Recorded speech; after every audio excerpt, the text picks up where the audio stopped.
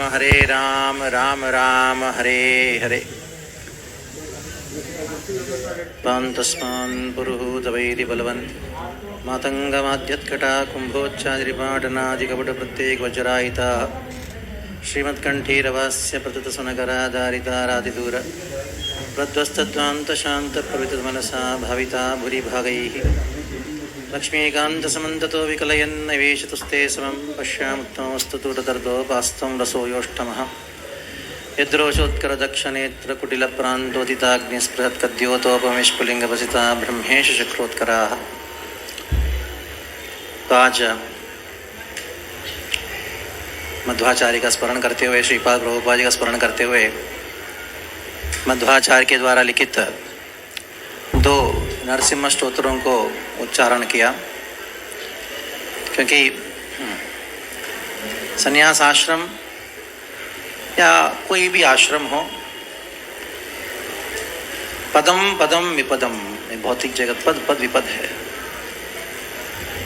तो इस संन्यास आश्रम में आप सबका आशीर्वाद मुझे प्राप्त हुआ है। तो जो भी इधर उपस्थित हुए हैं, तो वास्तविकता में थोड़ा भावुकता में कहना चाहता हूँ, मैं आशा नहीं किया था कि आप इतने दूर से आएंगे। मैं आशा नहीं किया।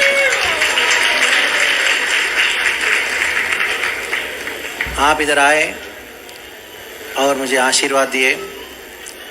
इस आशीर्वाद दे के आपने एक कार्य किया। वो क्या कार्य किया, मैं थोड़ा सा दिल खोल के बोलना चाहता हूँ। आज तक मैं बिका हुआ था मेरे गुरु के लिए, लेकिन आज आप लोगों ने खरीद लिया है। मैं बिक गया हूँ।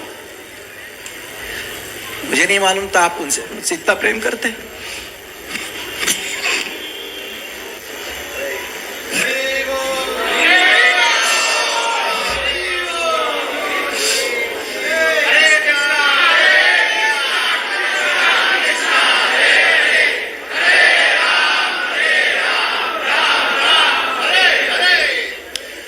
ऐसा आशा किया जाता है कि एक सन्यासी को आशीर्वाद देना होता है,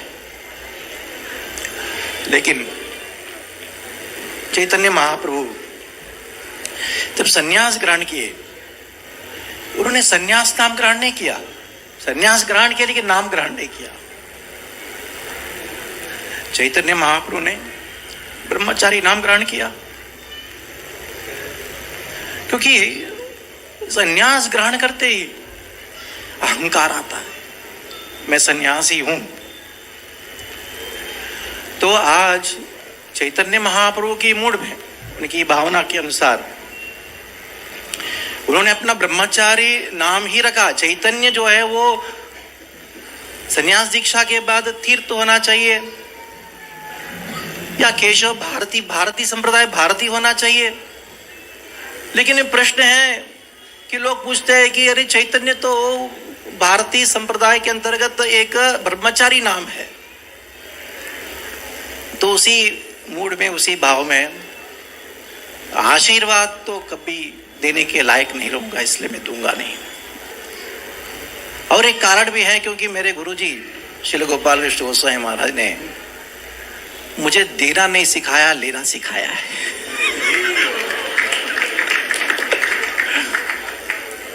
किसी ने पूछा, प्रभु जी आपका क्वालिफिकेशन क्या है? तो मैंने कहा MBA। कौन सा ब्रांच का है? MBA begging. तो ये श्रील गोपाल कृष्ण गोस्वामी महाराज ने सिखाया। ने कहा कमलोचन तुम भीख मांगो, सब चल जाएगा, भीख मांगते रहो। तो सन्यासी को भिक्षु कहा जाता है, भीख मांगता है। लेकिन मैं एक चीज दूंगा आज के दिन, गुरु की आज्ञा, जिस आज्ञा से, वेदव्यास प्रिया महाराज की आज्ञा से मैं एक चीज आज सबको देता हूं, एक अधिकार देता हूं। क्योंकि गृहस्थों को एक नाम होता है अधिकारी। अधिकार देता हूं। क्या अधिकार है मालूम है? ध्यान से सुनिएगा, भूलिए मत। इस दंड के वजह से कहीं भी आप मेरे हृदय में अहंकार को देखा, उसी दंड को लेके मारने का अधिकार देता हूं। मान लो नहीं भी आपको दिखा भी है, कहीं भी दिखता भी है, कमलोचन दास अभी स्वामी होके अहंकार आ गया उसके अंदर, हमसे बात नहीं करता, पहले जैसा नहीं था, कुछ बदल हो गया, कुछ परिवर्तन हो गया उसमें, तो यही दंड जो है ना, उसी को लेके मारिए, उसका अधिकार है। ये आपको आज दे सकता हूं और दे रहा हूं। और खास करके ये जो कार्यक्रम हुआ, मैं महाराज श्री से, वैसे तो उनका परिचय अप्रत्यक्ष रूप में मेरा है, प्रत्यक्ष रूप में परिचय भगवान की योजना से मायापुर में श्रील भक्ति सिद्धांत सरस्वती ठाकुर के आविर्भाव के दिवस 17 तारीख को ठीक 2 बजे हुआ महाराज जी से। तो मैं सोचा कि महाराज जी मेरे बारे में बहुत सारे प्रश्न पूछेंगे, कुछ नहीं पूछा, कौन सा दिन दे रहा है विचार कर रहा हूं। मुझे रामानुजाचार्य का स्मरण हुआ उस दिन कि रामानुजाचार्य सिद्धांत में, संप्रदाय में अगर कोई शरण लेने आता है, उसका इतिहास पूछा नहीं जाता है, शरण लिया ना बस हो गया। तो अभी उस दिन मुलाकात हुआ, अगले दिन की बात है, महाराज से मिला, मृत्यु इच्छाती मीरा रोड मंदिर में हो, क्योंकि मैं भक्तों को कष्ट नहीं देना चाहता था कि आएंगे, कुछ लोग आएंगे, कुछ लोग नहीं आ पाएंगे। मायापुर से बढ़कर कोई कौन सा क्षेत्र हो सकता है, उससे बढ़कर कोई क्षेत्र नहीं हो सकता। लेकिन स्मरण आया, यत्र गायन्ति मद्भक्ता तत्र तिष्ठन्ति नारदा, जहां मेरे भक्त गान करते उधर भगवान निवास करते हैं। तो ये जो क्षेत्र है मीरा रोड क्षेत्र, और उसके संबंध में आजू बाजू में जितने भी लोग उनसे प्रेम करते हैं, उनको बहुत दुख होगा। भगवान से कुछ प्रार्थना किया, लेकिन महाराज श्री के मन में ऐसा था कि इस जोने ने जयपता स्वामी महाराज दीक्षा दे रहे हैं 24 तारीख को, तो साथ में मैं भी बैठ जाऊंगा, तुम भी बैठ जाओ, तो दीक्षा हो जाएगा, तो कहीं भी सही मिल जाए। क्योंकि बहुत सारे भक्त पिछले 3-4 साल से बोल रहे थे, प्रभु जी बहुत लेट हो रहा है, बहुत लेट हो रहा है आपका संन्यास का। जब भी कोई कहता था कि बहुत लेट हो रहा है, इस साल नहीं हुआ, इस साल नहीं हुआ, मुझे एक श्लोक याद आता, भागवत का श्लोक। भागवत है क्या? निगम कल्पतरोर गलितम फलम, जो फल पेड़ में पकता है और पकने के लिए टाइम लगता है। तो मैंने कहा कि जितना पकेगा उतना फल मीठा होगा। तो ये विचारधारा मैं इतने सालों से अपने सर पे लेके घूम रहा था। आज वो भागवत का जो फल है, गलितम फलम, पक के आज आपके हाथों में आया है।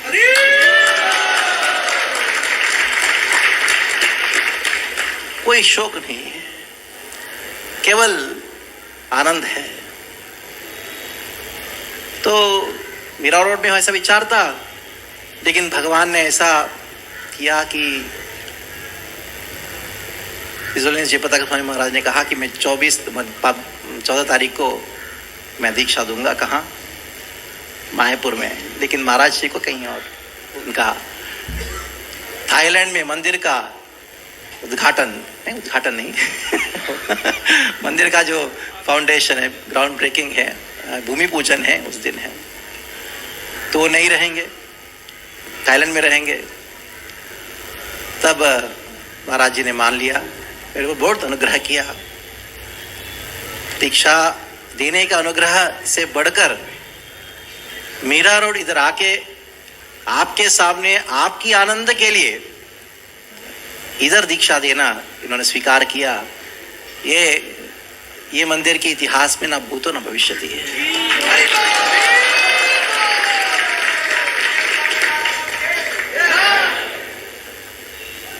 तो उनकी उपस्थिति है इधर, साक्षात श्रील गोपाल कृष्ण गोस्वामी महाराज का उपस्थिति है। मेरे लिए वो अभिन्न है उनसे। अनेकों कारण हैं, उनमें से एक कारण ही कहना चाहता हूं, अनेकों कारण हैं, सरलता। गुरु की महिमा को गान करते हुए शास्त्र अनेकों कहते हैं, लेकिन आचार्यों से मुझे श्रवण करने को प्राप्त हुआ, रामायण का बालकांड को बालकांड क्यों कहते हैं। अगर बालकांड को बालकांड इसलिए कर कहते हैं कि रामचंद्र की बाल लीलाएं हैं। रामचंद्र की बाल लीलाएं मुश्किल से 4-5 श्लोक के, जन्म होते ही फिर वाल्मीकि जी वर्णन करते, दशरथ जी चिंता कर रहे हैं उनको कैसे विवाह किया जाए। तो बालकांड को बालकांड इसलिए कहते हैं क्योंकि विश्वामित्र की वजह से। विश्वामित्र वो गुरु है, और गुरु का स्वभाव क्या होता है, एक बालक जैसा। हमने देखा श्री श्रील गोपाल गोस्वामी महाराज, वो भी उनका स्वभाव मृदु स्वभाव, बालक का स्वभाव। इतने बड़े हैं लेकिन वो महसूस होने नहीं देते कि मैं बड़ा हूं। जैसे कोई करोड़पति का बच्चा है और रोडपति का बच्चे के साथ मिलता है, दोनों के साथ खेलता है, ये नहीं सोचता है कि मैं करोड़पति का बच्चा हूं, उसके साथ क्यों खेलूं। ये बालक का स्वभाव होता है, गुरु का ये स्वभाव होता है।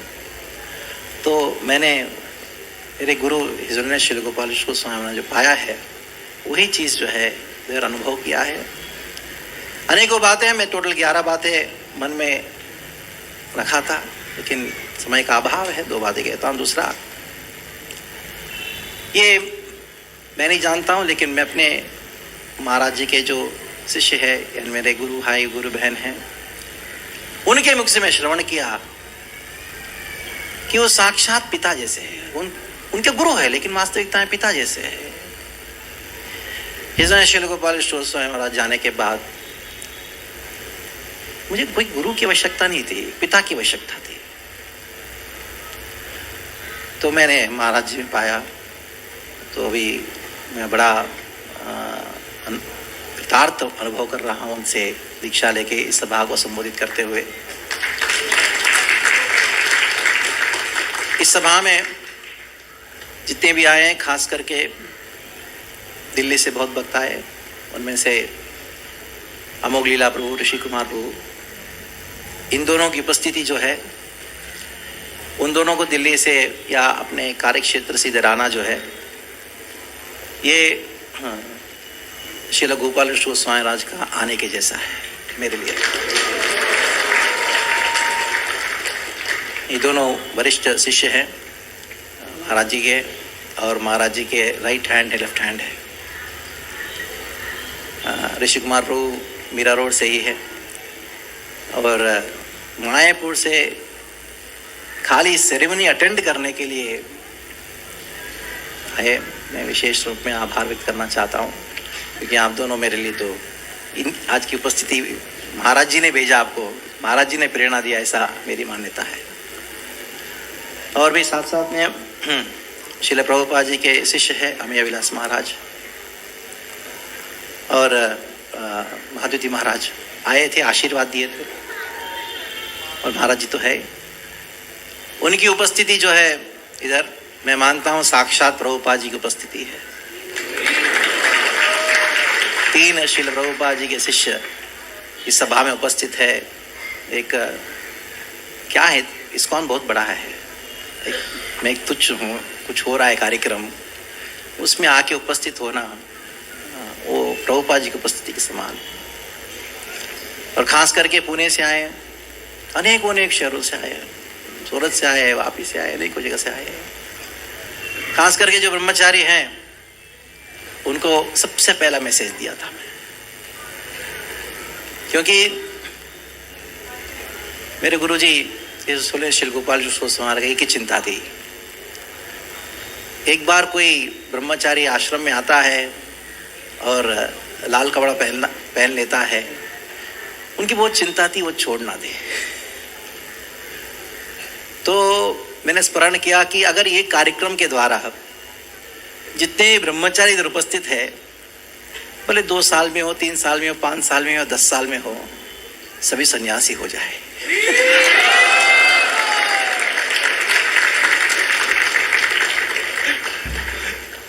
एक प्रीचिंग प्रोग्राम है।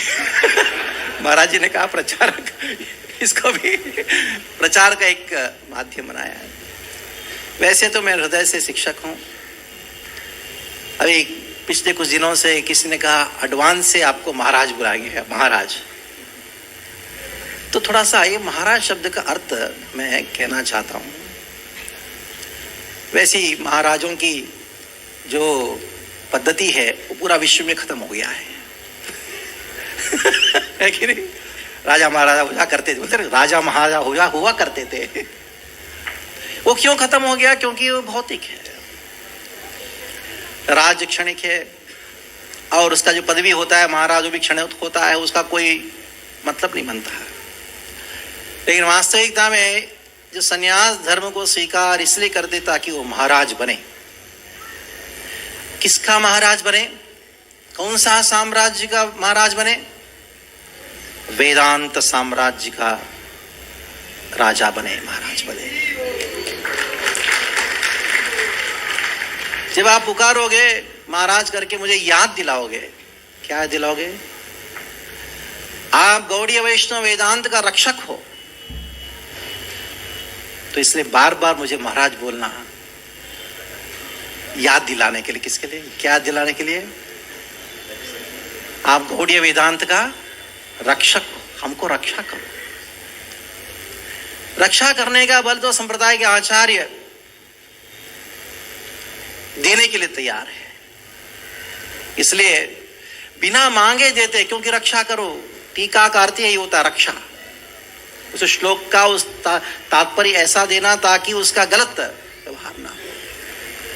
इसलिए रोज गुरु का प्रणाम मंत्र, रोज गुरु का आराधना हमारे बचपन में शिक्षा ने दिया था आचार्यों ने, कि रोज गुरुओं का स्मरण करना, संप्रदाय का आचार्यों का स्मरण करना, मध्वाचार्य का स्मरण करना, जीव गोस्वामी पाद का स्मरण करना, रूप गोस्वामी का स्मरण करना, और बीच में अनेकों सांप्रदायिक आचार्य हैं उनका स्मरण करना। अक्षोभ्य तीर्थ, जय तीर्थ, दयानिधि, ज्ञान सिंधु, प्रभुपाद जी उन्होंने ये सब संप्रदाय के आचार्यों का नाम उल्लेखन करते। श्रील भक्ति सिद्धांत सरस्वती ठाकुर का स्मरण करना, उनका गुणगान करना, श्रील प्रभुपाद जी का स्मरण करना, गुणगान करना, प्रभुपाद जी शिष्यों का स्मरण करना, गुणगान करना। ये बार बार ये जिह्वा जितना गुरु का गुणगान करता है, ये जिह्वा जो है अब सिद्धांत नहीं बोलेगा।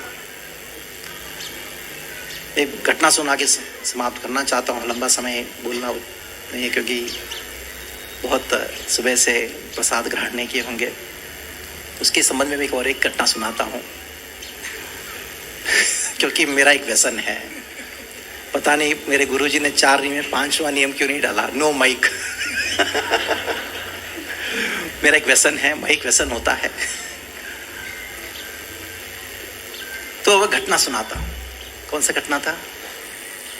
किसका था? मैं खुद भूल गया अभी। हाँ, प्रसादन के पहले वाला। हाँ, सिद्धांत। एक बार कुछ वादिराज तीर्थ करके आचार्य वह प्रवचन दे रहे थे, तो उधर के बैठे हुए सन्यासियों को, विद्वानों को ऐसा लगा कि कुछ अपसिद्धांत बोल रहे हैं। तो बाद में कहा कि ऐसा लग रहा कि आपको मध्वाचार्य के सिद्धांत के विरुद्ध कुछ बोल रहे हैं। तो वादिराज तीर्थ ने कहा, मैं रोज हरिवायु स्तुति को उच्चारण करता हूँ, ये जिह्वा जो है मध्वाचार्य के सिद्धांत के विरुद्ध कुछ बोल ही नहीं सकता। यानी जब तक आप गुरु का स्तोत्र करते रहोगे तब तक ये जिह्वा जो है कुछ और नहीं बोलेगा, क्योंकि इस सिद्धांत की रक्षा करने के लिए महाराज ये पदवी दिया गया। नहीं तो कलयुग में सन्यास की क्या आवश्यकता है ही नहीं। आवश्यकता की बात छोड़िए, वर्जित है, स्पष्ट कहता है, कलम पंचम वर्जयेत। एक ही एग्जम्पशन है। क्या एग्जम्पशन है? सिद्धांत का रक्षा करना। तो आप सबसे आशीर्वाद मैं याचना करता हूँ, मैं खूब अध्ययन करो शास्त्रों को। जब मुझे कहते हैं कि आप बड़े विद्वान हो, आपको तैयारी की क्या आवश्यकता है प्रवचन की, तो मुझे बहुत दुख लगता है। कभी ऐसा मत कहिएगा। हमारे आचार्य इतने शास्त्र रचना किए, ये शास्त्रों की रचना किसके लिए की? अध्ययन करने के लिए की। जितना अध्ययन करोगे उतना गहरा होता है। तो आज मुझे आशीर्वाद दो, मैं शास्त्र अध्ययन करूं और जितना हो सके उतना सिखाने का प्रयास करूं। और ये मेरा कर्तव्य है। आप इधर आके एक कर्तव्य, जिम्मेदारी जो है ये जवाबदारी जो है मुझे सौंपा है। अगर उसके अलावा मुझसे कोई आशा करते हो कि ये अच्छा मैनेजमेंट करे, ये अच्छा वो करे, ये अच्छा वो करे, मैं दंडवत करना चाहता हूं, मेरे से नहीं होगा। और जितना हो उतना करने के लिए प्रयास करता हूं।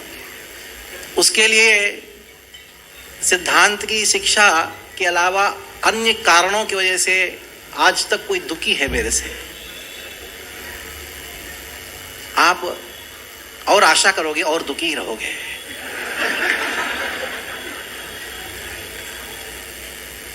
तो प्रसाद का समय हो रहा है, लेकिन मैं ये सभा समाप्त करने से पहले महाराज जी के मुख से मैं सुनना चाहता हूँ मेरे लिए क्या आदेश है और सारी सभा के इधर के भक्तों को क्या आदेश है। क्योंकि जब चैतन्य महाप्रभु की शरण में सनातन गोस्वामी गए, ने कहा, सनातन गोस्वामी कहा कि मैं खूब विषय कूपे पड़ी गुवाई नु जन्म मार, नीच जाति नीच संगी खूब विषय कूपे पड़ी गुवाई जन्म मार। अभी मेरा कर्तव्य क्या है? यदि मुझे उद्धार ही लो, हमारा कर्तव्य की, अगर मुझे आपने उद्धार किया है या उद्धार कर दिया है, उद्धार करने के बाद क्या कर्तव्य क्या है? तो महाराज के मुख से मेरा कर्तव्य और हम सबका कर्तव्य मैं श्रवण करना चाहता हूँ महाराज जी के मुख से। क्योंकि समय हो रहा है, एक कथा सुना दे तो अच्छा कथा प्रसाद का। ये कितना सेंसिटिव होते हैं हमारे आचार्य। एक बार वादिराज तीर्थ बड़ा उत्सव था, सुबह उन्होंने अपनी पूजा नहीं किया था, 2 बजे तक उत्सव चला। तो जब तक उनकी पूजा नहीं होगी तब तक वो उनकी विग्रहों की पूजा नहीं होगी तब तक प्रसाद नहीं लेंगे, और जब तक वो प्रसाद नहीं लेंगे बाकी लोग प्रसाद नहीं लेंगे। तब क्या किया, वादिराज तीर्थ ने सबके साथ प्रसाद ले लिया। लेने के बाद उन्होंने, बड़े योगी थे, जो प्रसाद ग्रहण किया था वो बाहर निकल प्लेट पे रखे, विग्रह का पूजा किए और बाद में वो प्रसाद वापस ग्रहण किए। ये है वैष्णवाचार्य। इसलिए मैं आपको ज्यादा तपाना नहीं चाहता हूँ। तप सकते हैं लेकिन तपाना उचित नहीं है। लेकिन महाराज श्री के मुख से बस हम सबको प्रेरणा मिले और आशीर्वाद मिले और आदेश मिले, मैं महाराज के मुख से सुनना चाहता हूँ। और बाद महाराज के बाद